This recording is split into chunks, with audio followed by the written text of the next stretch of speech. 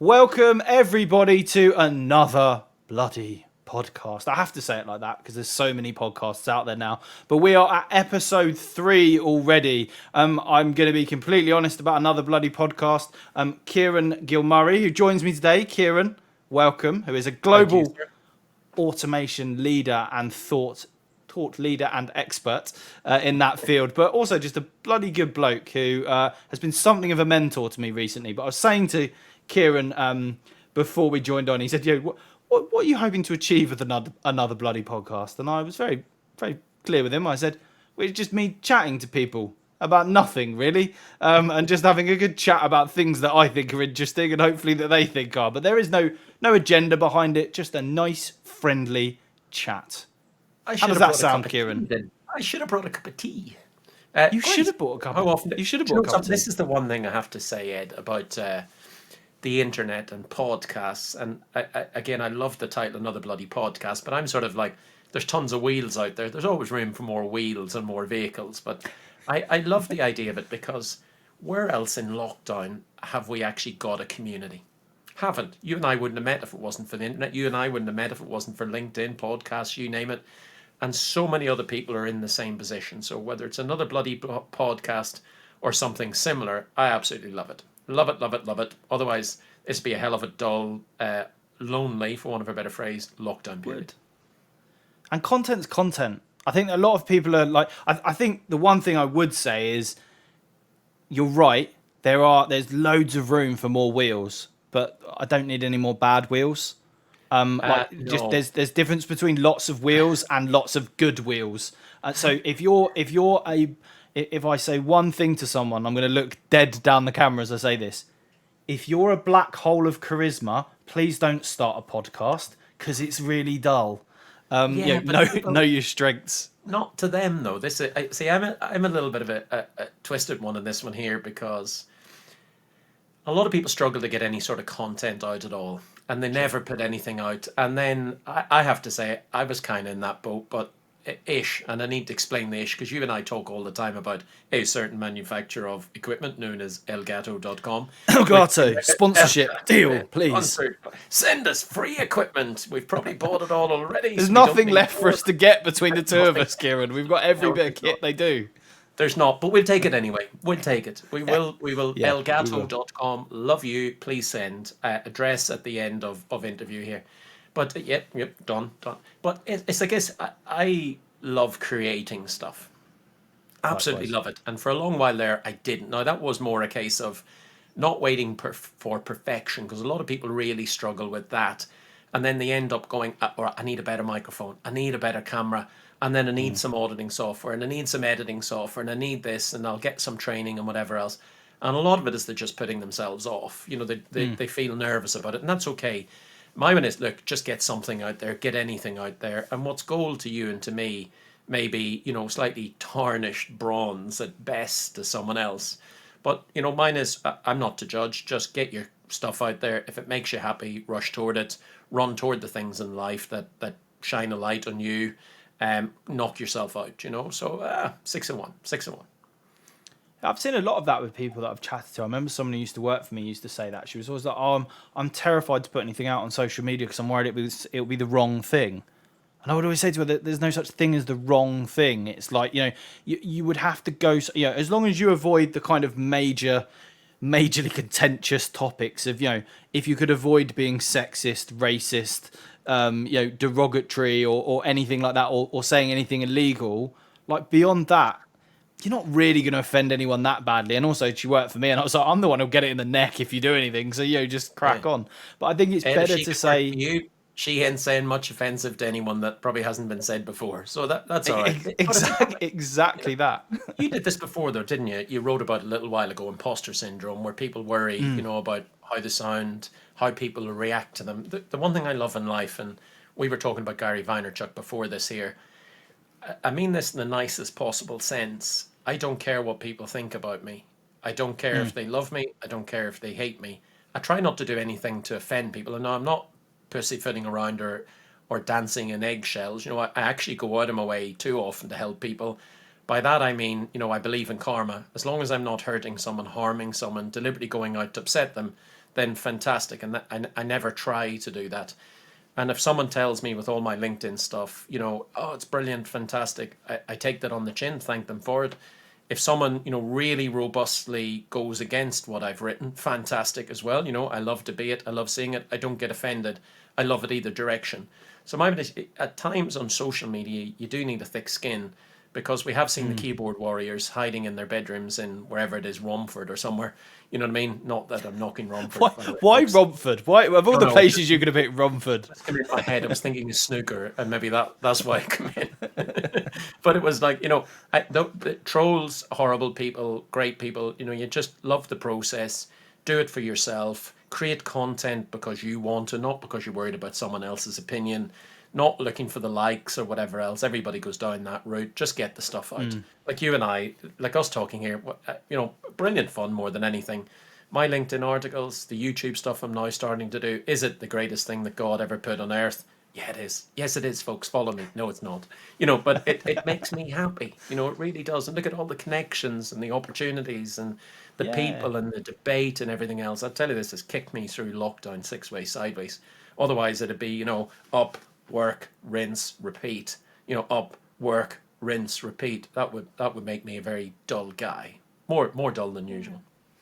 I think you're right in that I just really enjoy doing it. And loads of people said, well, why do you do it?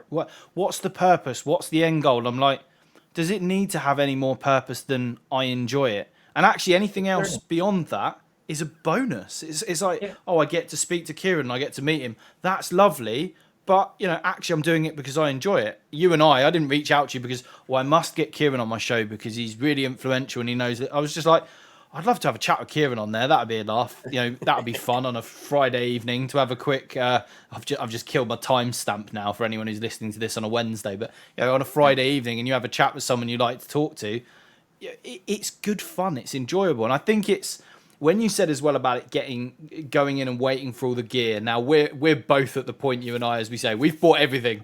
Kieran and I have had something of a competition. Not the size of Amazon. I think I've got the laptop here. There's lots more we could get. I was thinking, quiet mouse. Yes, I haven't bought one of those in a year, and the last one I bought was red. There's bound to be a different color now. I can get a white one now.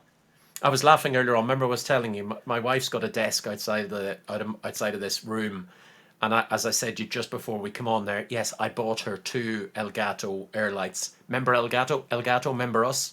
We remember you. Yeah. Can you remember us, please? 2, 4, and 4 ring light, please. Would be cool. I can't have any more ring lights. I've got a ring light here. I've got 2 Elgato key lights here. It's this is a sponsorship opportunity. It is. Let's do one-upmanship. 2 key lights here, 1 soft light there, 1 ring light there, 1 small multicolored light here, 1 Elgato microphone, 1 Elgato extension with mount plus something else. And then God knows what's behind my head here, as we said earlier on. But I bought my wife 2 key air lights to help her, which now allows me to be able to go out to her desk and then record stuff there as well. I just then need to go and buy her another microphone and then a ring light and then a soft light and then half it is the journey. Do you know what I mean? The fun. Like look at the cameras you and I have bought now. Sony. Completely unnecessary. Although I don't know if you noticed, then I was fiddling, and it's because I noticed that I've got the camera set to the wrong setting, and look, I keep losing focus. It's trying to pick up on there, so I need to. No, that's artificial intelligence. The camera sees your face and goes, "Oh, I'll blur that a little bit for the." Yeah, audio. No, we don't want to look at that. Oh, don't want to look at that. That is clever tech. That really is clever tech. I wish it had done it earlier because I've recorded an episode of Vendor Spotlight earlier. And I was wearing kind of the shirt and the jacket, and I'm recording away, and then I've looked back at the recording, and I've got one of those horrible moments where I took a look at myself and went, "Yeah, lockdown's not been kind, Ed. You've put some serious pounds on, and the shirt is starting to kind of like just around this area is starting to really stretch." I'm gonna have to do some serious editing on that. So I have been challenged. I've actually been challenged by Andre Symes at Genesis, who he's doing a really cool. They're calling it the Tour de InsurTech, and he's going to do like a bike ride across the UK, and he's challenged me to join him on that. Sorry, literally or digitally. No, literally. So wow. as and when lockdowns lifted, Oh, that's a bit of a cheat then, because that's like not going to be for a while yet. I bloody hope not. Do you know what I'm he should now do? literally He should do praying it the on Google lockdown goes on Maps. forever. Yeah, do it in Google Maps, which is right. Let me get my iPad up here. Right, I'm on the Pennines. Right, press that button a little bit closer here. Well, here, this shows the difference between you and I when we prepare for interviews and our audience. Before we come on, I did 30 minutes HIT training, online digital. Then I went for my run. This is, notice Rocky-esque. You should now just tune in the Rocky music, Rocky-esque music, and then went and had a hot shower, getting everything ready for my interview with my friend Ed. That's how seriously I take my interviews, Ed. Well, I rocked up 5 minutes before, and Kieran said, "What are we talking about?" I went, "Oh, you tell me. Should we do some automation stuff?" Like, yeah, that'll be good. Yeah, do that. Yeah, do that one. Yeah, Do that one. Do that absolutely fine. Actually, that's a really interesting point. That's quite. I was chatting with this chap on Vendor Spotlight about earlier. That's quite interesting. That you get a lot more. So my early stuff, I just did it with a webcam. I did it really early on with my standard webcam, kind of a little light that I just had, like just a desk light, really, just to brighten things up, and it was rubbish. And please look at my earliest videos; they weren't this picture quality. But I also said to him, the other thing that I noticed was when I first started doing them, I was so paranoid about what I was going to say and how I was going to say it and how I was going to word it, that everything was, and you can probably tell it now, was like super mega scripted. So you can see me like reading off an auto cue like this, like, and then we went there. Like the jokes are kind of, and laugh here, Ed, yes, and then throw to audience, and it was just really cringy. And what was really interesting was that we're now into series, and I'm calling them series now because I want to break the content up a bit. Not serious. TV. Series, not serious. Series, not serious. So into series 2 of Vendor Spotlight, and we jumped on the call, and I hadn't scripted anything. It was literally just, right, Vendor Spotlight, this is a bloke, we're going to do some interviews, here's some questions, we're out. But that's that kind of comfort in front of the camera you can only get by doing it over time, and then you can produce content a lot quicker. You haven't got to kind of script everything quite so painfully. Yeah, that or you're like me, and technically you just don't care. Because my like you, I was watching YouTube a while ago, as you do, and I was listening to this wonderful lady who was talking. She's a wonderful influencer was the name on it, and she was going, and you have to practice at the camera. And then she showed some of the stuff where she was obviously getting filmed by a partner, looking into the camera and talking to the camera and getting herself ready. The first interview I did was a couple of weeks ago, recorded, and I just went, okay, here we go. Here's 5 questions. I'm going to grab a couple of questions, say hello to someone, and get it out there. So maybe I'm one of those bumpy wheels. But mine has always been, I go back to, it's not that I don't care, I do, but I don't care enough that I'm going to beat myself up about it afterwards when it's gone horribly wrong. I was interviewing someone yesterday, God help him, and the 6400, the light came in, and you and I know with the 6400 when it overheats. And remember, you did tell me how to switch that thing off, turn it from turning off. Of course, I never did that because that would involve me making some effort, and really, I'd have to get you on the phone and go, Ed, do you remember that thing you were telling me? And how do I do it? And talk me through it. So in the middle of the interview, the sun's streaming in through the window. I think that's what it's called, because when you're in Northern Ireland or Ireland, there's this orb in the sky. It only happens about 3 times a year, and someone said it was called the sun. The rest of the year it's raining. And of course, didn't the camera just overheat and stop? So he's going, I think you have a problem with your camera. And I went, yeah, it overheated. Just went, switch off, switch on. Let's do that again. Tuned him into to a big screen while I'm clicking in the background going, hope that doesn't happen again. Why did I just shut the curtains? And off I went. Because mine is just going to be like 50 interviews in. I've done 10 now. Another one went out today. You've done 10 already? Wow. Yeah. My so poor really wife, who is wonderful, who cuts these videos for me. So she cuts them on, what's the software you use? Adobe Photoshop or Adobe whatever it is? No, so I use 𝗔𝗡𝗢𝗡𝗥, but I do have Premiere Pro and a couple of other Adobe. She works for a large UK broadcasting company. Everyone British pays one, yeah, a British one. British one. Corporation. Yeah, I'm not telling you who a British Broadcasting Corporation. They are a British Broadcasting Corporation, but I'm not telling you which one. So Okay, she's out good. there going, oh God, have you done another interview there? And the wonderful bit is part of her job is to interview people. And she went, if see anything on the internet, it couldn't meet what she says to me on a daily basis. So maybe that's why I'm immune to how you doing with your interviews online. Someone's abusing me, going, that's a tickle. That's a tickle. Easy. You said again, you breathed deeply again, you talked at that point again, you clicked the mouse at that time again, you looked at your notes at that time. It's kind of right. She's gonna hate mine when she sees this, and I'm like fiddling with the microphone all through the interview. We changed it out, and I didn't really have it set up for this microphone. I had a shotgun mic, but I mean, much like the image over Kieran's right-hand shoulder, we decided that maybe having this directly pointed at me might offer too good a Photoshop opportunity. So I switched, and also I wanted to be too good an opportunity. It was too good an opportunity, and we also wanted to switch to so that we could be Elgato friends. Yes. Another Elgato name drop, friends. Just getting in there. Friends. We just Elgato, be our friend.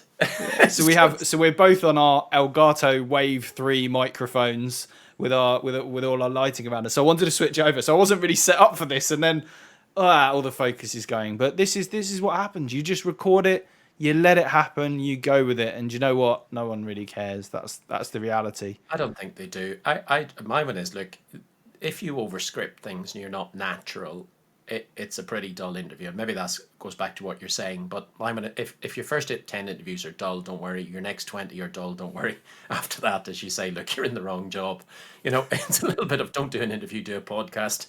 And if they're horrible, just do stills. You have a career of stills. I think that's the point I think I was making earlier about quite flippantly about if you're a black hole of charisma, please don't start a podcast. I said that flippantly, but what I really mean is produce content, and if you enjoy it, do it, fine. But do something that you're good at. So if you're not someone who's naturally really charismatic, do some really good written pieces. Do some animation pieces, or charismatically. Just whatever you do it charismatically. But do something that you're good at that kind of suits your skill set. Because I think a lot of people are going at the moment, oh God, I need to do video. Everyone's telling me to do video. I'm going to do it. And look, some people just, no matter how much they do it, they're just not going to be good at it. It's not going to be natural to them. You could put them in front of a camera for 5,000 hours and they'll get better, but they're still going to just hate every minute of it, and it's going to come across. And I just think if that's the case, then find something that you do love doing and that you can get really good at, and a niche. I mean, I don't pretend to be the as you can see from this, I think everyone's already worked this out. I'm not a great interviewer. I like talking as much as I like listening. I'm a great podcast guest. I'm not a great podcast host. I'm a very easy guest, but I just come in. I'll make a cup of tea. I'll be back in a minute. Yeah. You go. You mentioned you wanted a cup of tea at the start. You go and do it, and I'll just rab it on.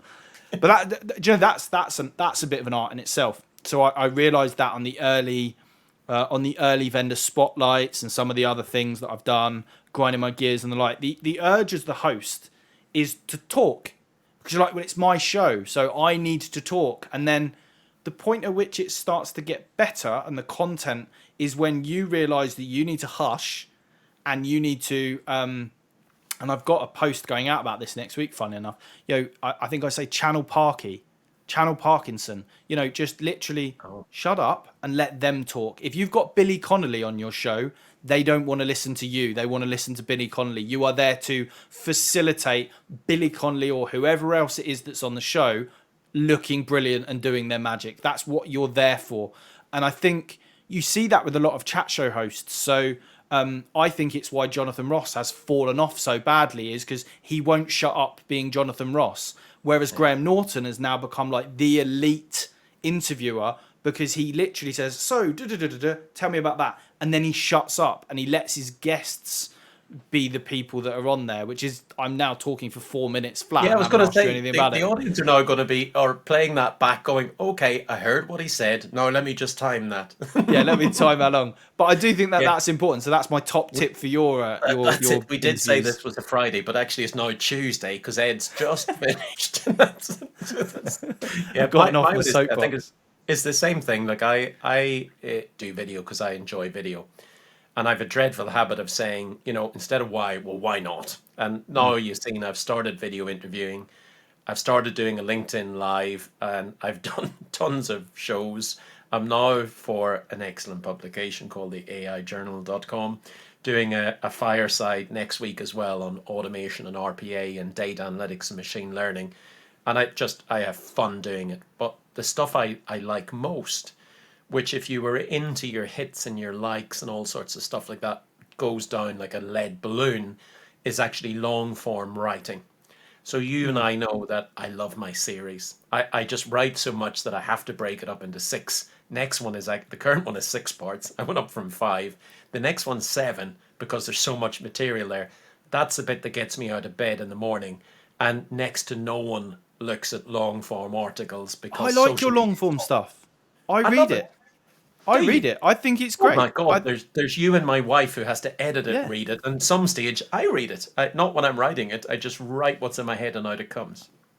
I think it's about how you write it. So you're very good at breaking that content up into subsections. Be it, here's a quote from someone and we're going to discuss it over 3 or 4 lines and then we're going to go to the next bit. It isn't just... I think what people don't want to read is a thesis, just a big, the old TLDR that people write, too long, didn't read, just a big block of text. No one wants to read that, but as with LinkedIn posts, you're very good at, here's an emoji, here's a list of bullet points to kind of just break the content up. I like your long form stuff. I read mostly because I'm quoted in it, so I just want to see my name. I was about to say I go for experts. Well, mine is to go.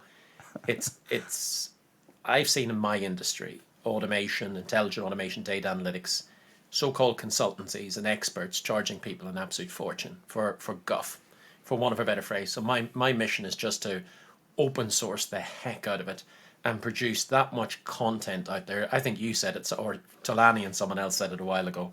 If you're in my industry, you'll recognize the names. You should write a book. I have written a book. I've probably, not as in here's a book, but I've written about 2 books worth there of hopefully good content. I've went to experts in the industry, and you notice I keep swapping them in and swapping them out, because all the time I'm looking for different viewpoints, not my own, because I want my own viewpoint. I go on LinkedIn, I join a couple of hate groups, and that's all that will get presented to me, allegedly. Although LinkedIn, love you, please don't sue me. And if you do sue me, good luck finding me. And remember where I live. But it's like, it's a lot of different opinions so that someone can come in on top of the content and go, I'll take that. What an idiot over there. I like that.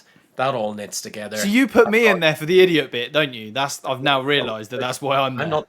I'm not saying it. I'm not saying that. I'm not saying that at all. I'm not. No. But so people can make up their own mind. But that's the bit that I love. Now, if I want to do it for hits or something else, I'm off doing a stupid picture that with a frog jumping around the place that's somehow related to automation, or and if you're doing that, I enjoy your content, by the way. You know who you are. That's great for someone, whereas mine is, I like long form, I like video. I'm now going to put video inside of the long form to break it up for people and try things. My latest thing is YouTube.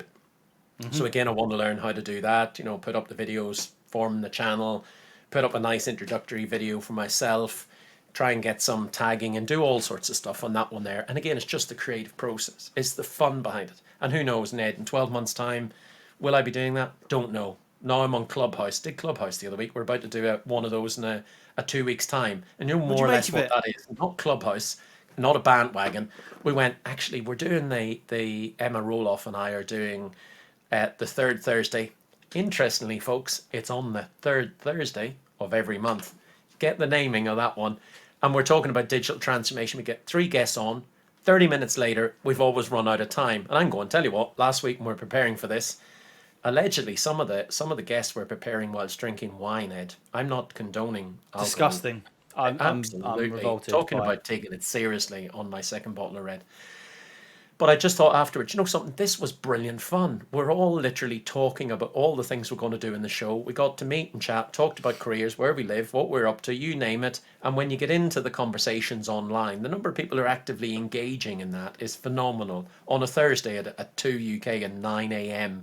Eastern or something else. And all I could think of was, do you know something? I'd love to grab a glass of wine. Other drinks and non-alcoholic drinks are available, including Ribena, Robinson's Send. Did I meant do Elgato do drinks? I'm sure they. If they did, they sell every other thing in the world.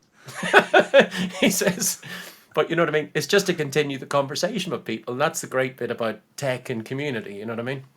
Can't wait to do it for a bit of fun. We'll do it once. We hate it. I'll never do it again. But again, So have you done a talk? Have you done a talk on Clubhouse yet? I joined in on one a couple of weeks ago, and it was like a room full of mates. You know what I mean? It was going, yeah, fantastic. The amount of information on it. I was on about LinkedIn and how to. It was a chap was on LinkedIn. He's really helpful in that he gives tons of people tons of advices, and I see him popping up every so often. And because it's a business for him, mine's not the business end. For him, it's a business. You're just thinking, I know why you're doing it. I know why you're giving away tons of free content, but good on you. You're doing it. You know, you're going to help 101 different people. So he said he was doing his Clubhouse, and you could see it about 3 or 5 guests. And I thought, I'll do my best to get on for you, just to show him a bit of support. So I got on, had to go back to work because I had a call to the US in the evening, then jump back on again. And it was just a bit of fun. You know what I mean? It's like you and I, except there's now about 6 people instead of just the 2 of us chatting away, or maybe there's 56. So I'll tell you how it goes. Might be fun, might be rubbish, don't care. Why not, as opposed to why.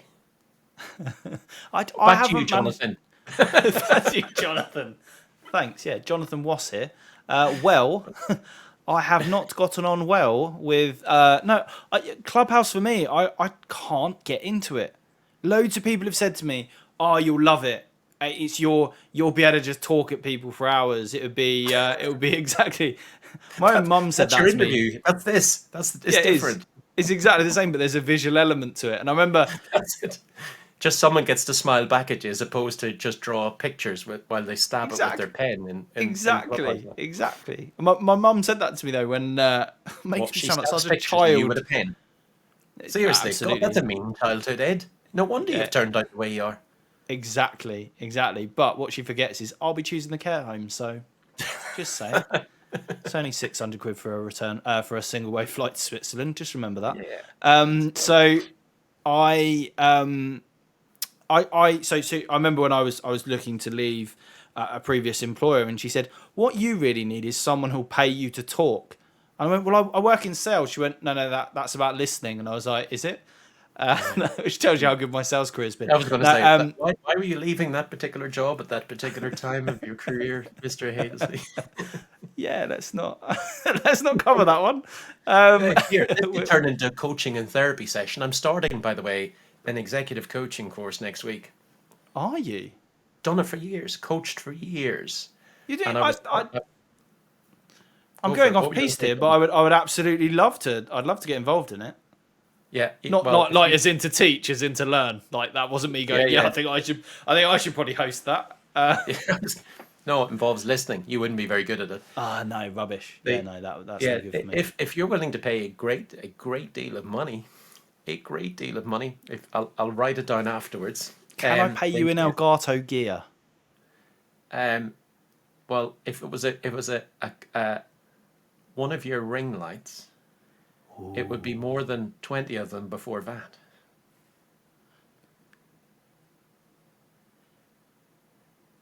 Ooh. Okay. Ooh. Yeah. No. So about that. Put me down for one in like 20 years time. That would be good. I'd love to come along to it. Maybe you could invest in Bitcoin and then see if that pays off, and then you could use the profit. Talk to me.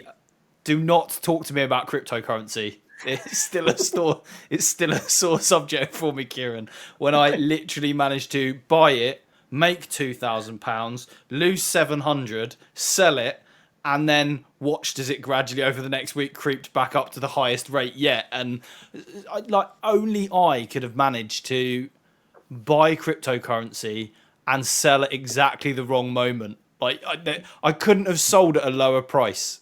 Literally, I couldn't have sold at a lower price. Yeah, well, you and I know that, which is why I was joking with you. Someone now listening into this show is going, "That guy's going to do executive coaching. He's just made Ed cry." Well, folks, my coaching method is I break them down. I go back to basics and then I build them back up again. But no, I have done coaching and work for years. I'm a massive fan of it. I spend countless hours, wonderful hours every month coaching people in my team, and then I always get high performing individuals across a business who are going to be the next leaders. Maybe they'll remember me someday. But I love coaching those as well and finding really talented people. And then I went, look, I've done this for years. I was shown a couple of years ago how to do it, maybe 10 or 15. And then I went, okay, I really want to get qualified in this. Because at the moment, you and I have seen online, the number of coaches who are appearing, LinkedIn coaches, Facebook coaches, YouTube coaches, the whatever. The one that worries me most are health and fitness and mental and executive coaches who, with the greatest wisdom in the world, slight rant here for the first time, are going out at 21 or 24 years old going, yeah, I'm going to help people. And the worry is that they tell people or direct people to do something that is physically or mentally not healthy for them, or they direct their careers in a manner that's destructive. So mine is, despite the fact I have 2.5 decades of management experience, even I am going, there is a human being in front of me who I want to do my best for. The least I can do is go out and get an expert to teach me to be better than I currently am. And then once I'm confident and competent with the skills that I have, then I can be let loose with people and then do my best to benefit them, not myself, with experience, with the background, with the teaching, and with the risk and care built into that type of career, that type of advices, So let's see, I'll do the course. It's going to take me about 4 to 6 months. I've just been handed a load of books that I now need to read before next Thursday. So if Amazon are sponsoring me, actually, and my wife will cut up my credit card very, very soon. I no wonder Amazon shares are going up. That's not the rest of the world, by the way. That's me buying books. I am the sole reason. If any investors are out there, or any of these analysts who monitor the market, they don't need to go and look at, what are people thinking. They don't need to go and look at sentiment online. They just track my credit card bill and go, oh, he's invested a lot now. I reckon the shares are going to go up this month dramatically. So I have 4 books to read, 4 to 6 months to do the course, a load of forms to write, by the way, where I have to get people's permission and call out what I'm doing and why I'm doing it, where I'm trained or whatever else, but just doing it the right way. So I'll come back to you in 4 or 6 months and tell you how I've got on. I don't think you should worry about your haters or your likers. You know what I mean? Ultimately, you look at yourself in the mirror at the end of every day and go, have I set out to upset anyone? Have I deliberately made someone unhappy? Have I went out just to do my best? It's not that you have to go out and try and make everyone happy by yourself.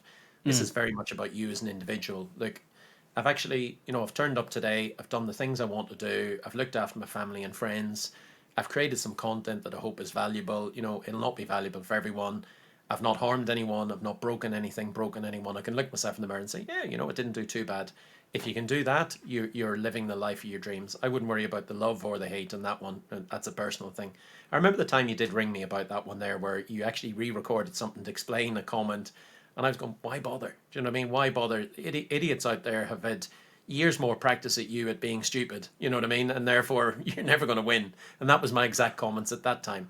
But the key thing here is to go, when we were talking, you notice I asked you a pile of questions. So not like someone who comes in and goes, all right, tell me, Ed. Yeah, great. Have you finished speaking, Ed? Yeah, great. No, let me tell you what I think. It's not about what I think. It's about, understanding your reality and then understanding the reality of the situation and then talking to you to try and determine whether through questioning there's varieties of options or ways forward.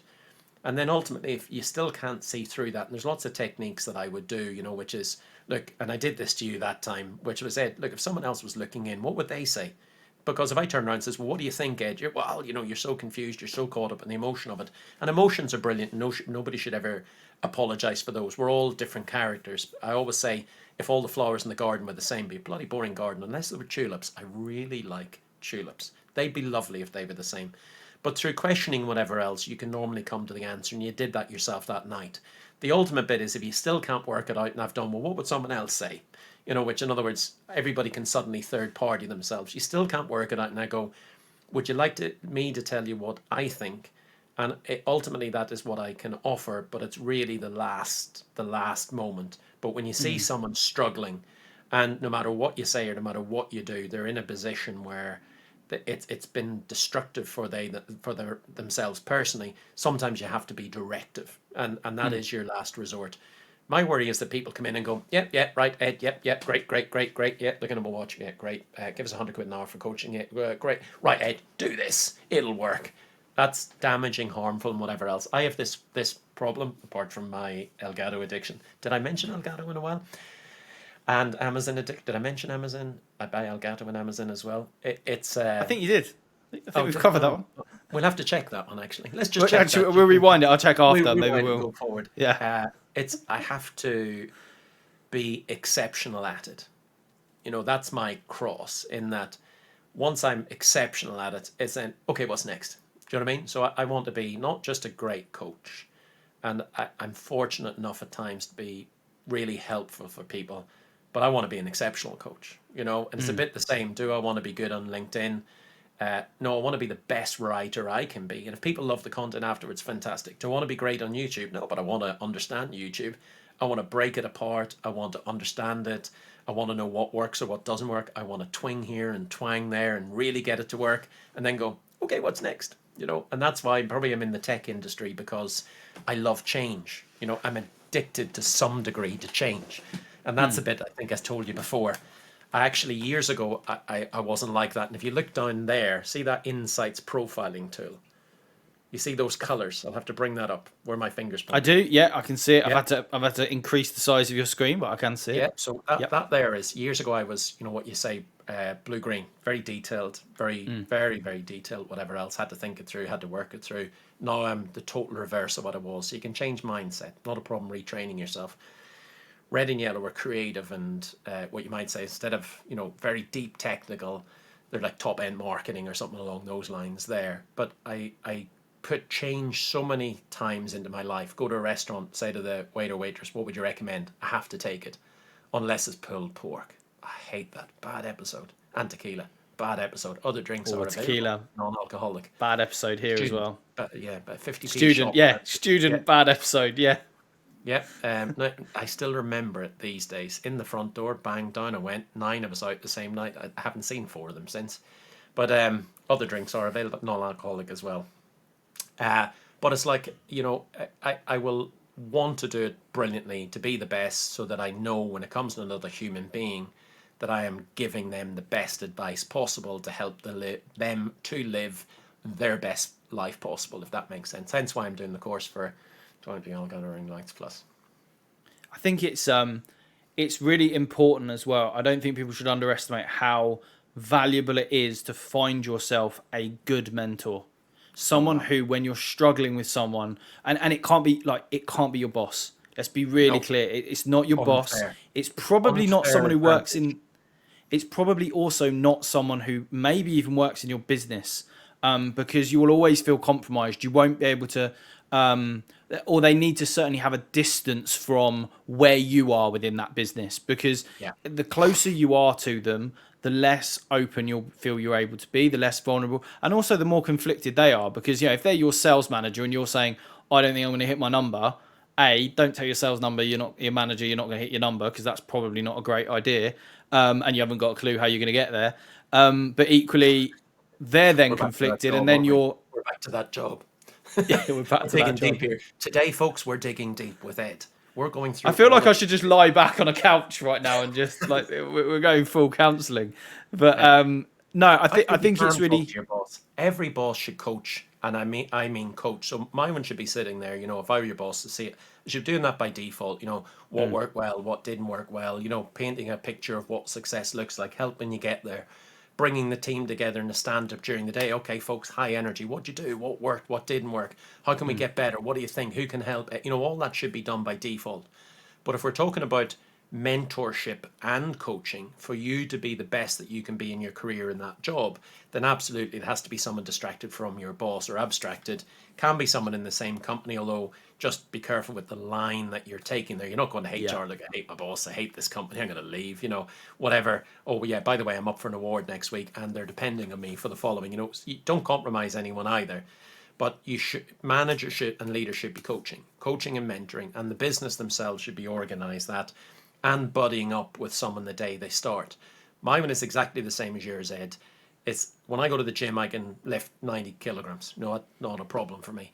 If I have my mate with me and I know I'm not going to die by lifting the weights, I can do 100. When I have a coach with me, I can get to 110 and a set of 8 doing that. Probably can't now that I'm out in lockdown, but I can do that. I don't understand why we all and everyone doesn't pay the money to get a coach to drive them to peak performance, whatever that is. That can be the best in business. That can be the best writer in LinkedIn. That can be the best homeopathy research guru in the world. Don't matter what it is. Get the best person that you can possibly get and afford.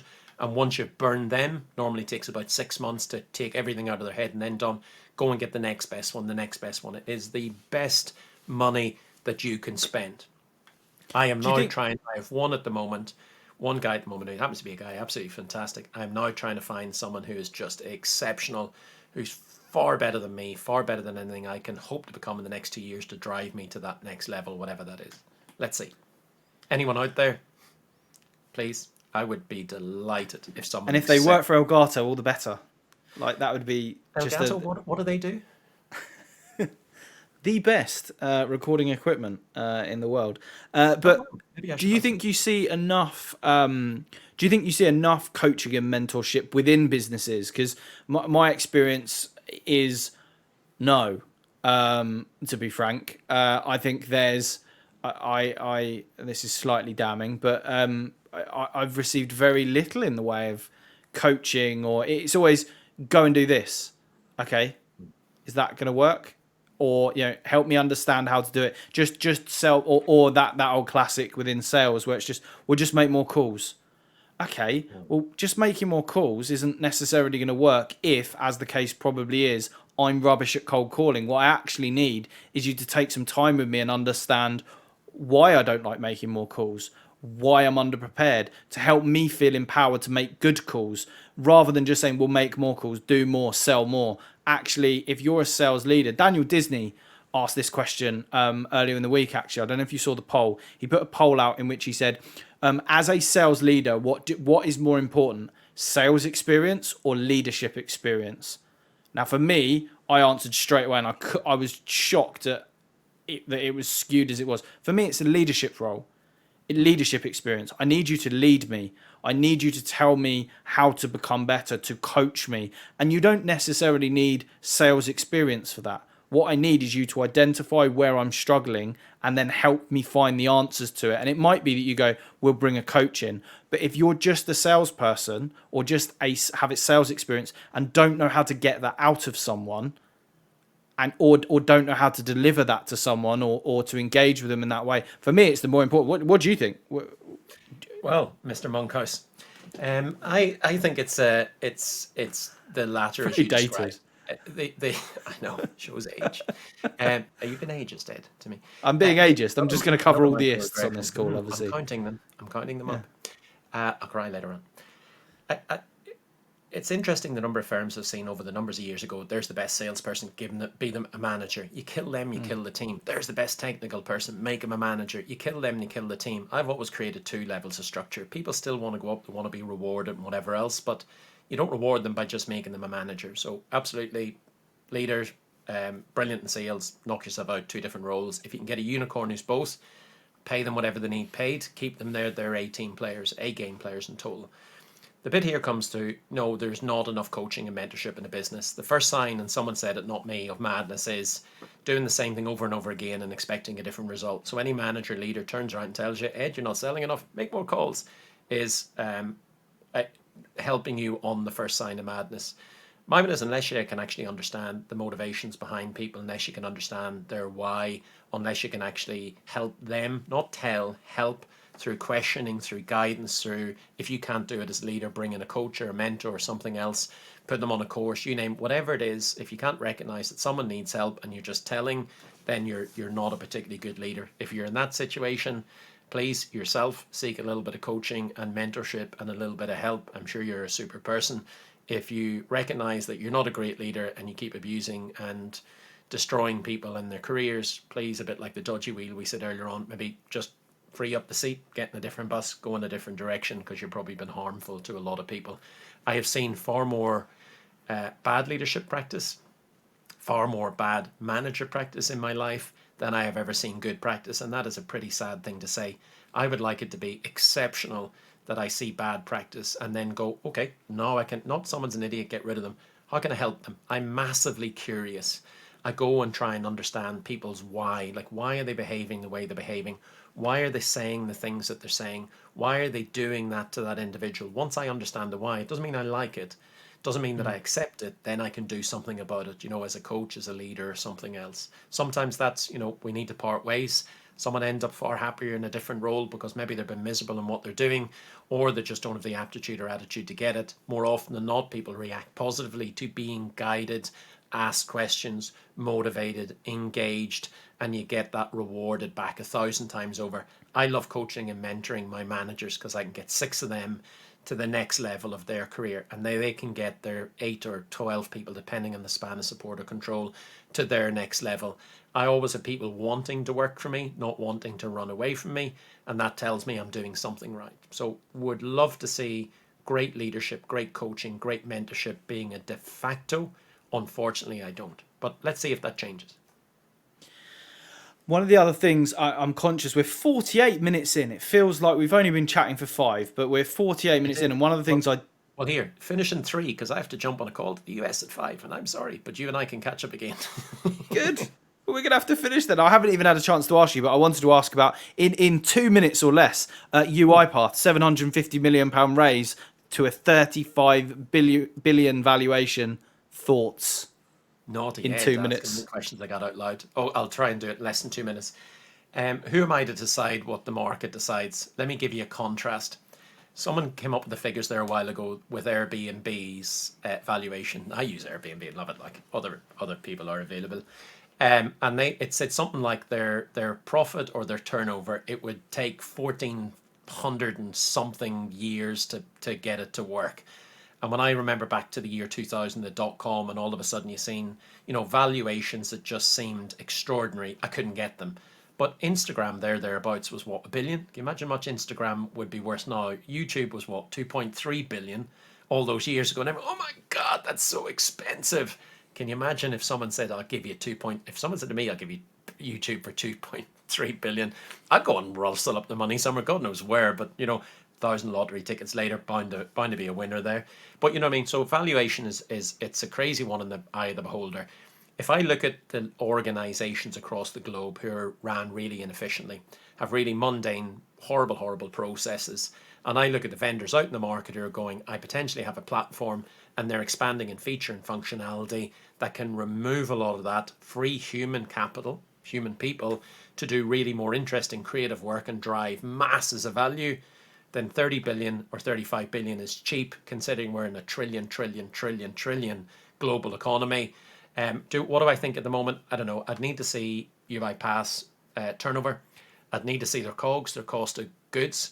I'd need to see the projected revenue, the customer retention, a whole host of things. 35 billion is a lot of money, but you and I probably remember it. Remember, 10,000 was a lot of money. 100,000 was a lot of money. 1 million was a lot of money. Then we talked about, 10 million, 100 million in work. Now we're talking about, not 1 billion. We're talking about tens of billions, as if this is the most natural thing in the world. When are we going to start? Look at Amazon, Apple, YouTube. Trillion. Trillion. Yeah, no problem at all. This week's lottery, again, folks, I don't recommend gambling. 197 million. The numbers are just astronomical.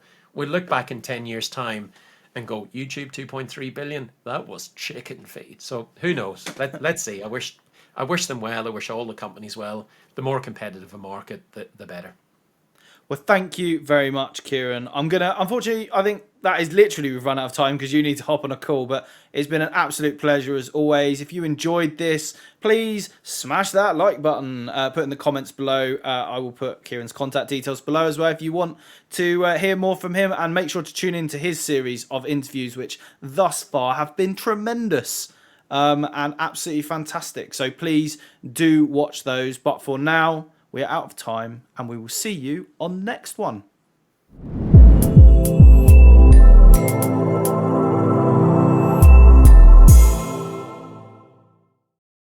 Well, you're a glutton for punishment, staying all the way to the end, but I really appreciate it. Now, if you want more content like this, please make sure to subscribe over here, somewhere. Am I anywhere near it? Not sure. Or watch one of the extra videos up here. Peace! Pretty gangster, yep. I'll be on that TikTok soon. Definitely.